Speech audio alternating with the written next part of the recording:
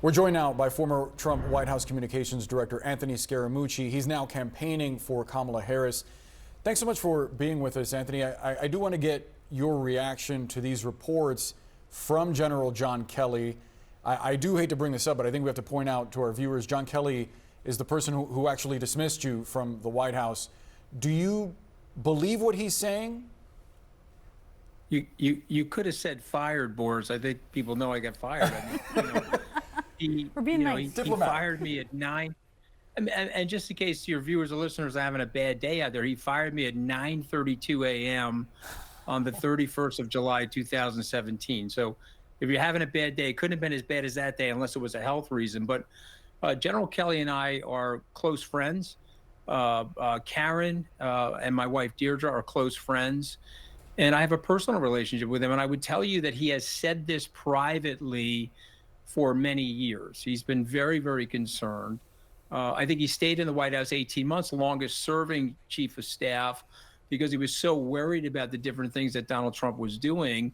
One of the things that he didn't add in that interview was a lot of times he had to push the president back from doing things that were illegal or against the Constitution or even against the institution of the presidency. So I applaud him for being out there.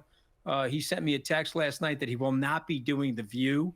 So I'll just give you some a news flash there. He's not going to be doing The View, but I think he wants to get his words out there on record so that people know. But the real question you have to ask people is what's up with the support of Donald Trump if you've got people, 40 people in the White House, myself included, telling you how dangerous the person is. Let's say we worked at a pharmaceutical company and we told you that the pill you were about to give one of your family members was going to kill them.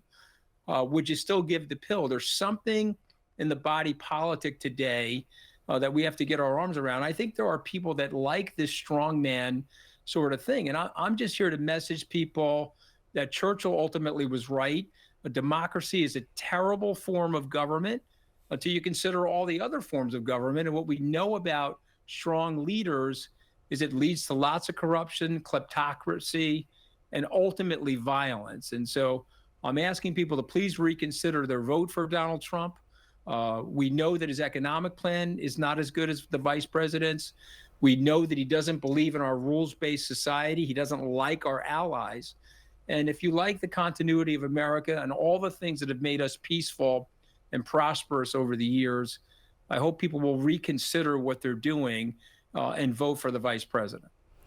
I also want to ask you about the claim about that pertains to Vanessa Guillen, who is, of course, the Army specialist who was brutally killed at Fort Hood, now Fort Cavazos. And it says that when confronted with the bill for Guillen's funeral, which Trump had offered to pay, Trump said, quote, it doesn't cost $60,000 to bury an effing Mexican.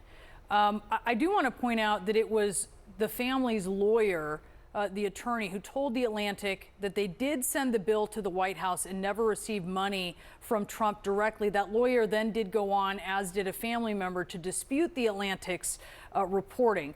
But you have worked closely with Trump. Does this sound like something that he would say to you? Well, listen, we know he said it, and it is consistent with things that he says. And he also said the S-hole nations comment. I'm not going to use the word on your air. And we know he does this sort of thing. And we know he has this sort of like anger-based, hangry-based reaction to things. But I just want to point out that it's a tough spot for the family, and it's a tough spot for the lawyers. Trump is menacing. He talks about non-white immigrants to the United States the way the National Socialists talked about the Jews in the 1930s. That should be disqualifying enough for most people. But this is a Mexican family. They don't want to be in the crosshairs of Donald Trump. They weren't in the room when he said it, and they certainly don't want to be around confirming stuff like that. But they told you to tell that once again, a bill that was promised to be paid by Donald Trump was not paid. I've said to the Harris team, you should get 50 to 100 subcontractors over the multiple decades of Trump's life as a real estate developer, get him in the room and have them tell you how he walked away from them. And he left so many of them in the lurch with money spent on his behalf that was never paid. The final bills were never paid by him. So all of this is consistent with his behavior. So, somebody's gonna have to explain this now. 8 years ago, I was supporting him.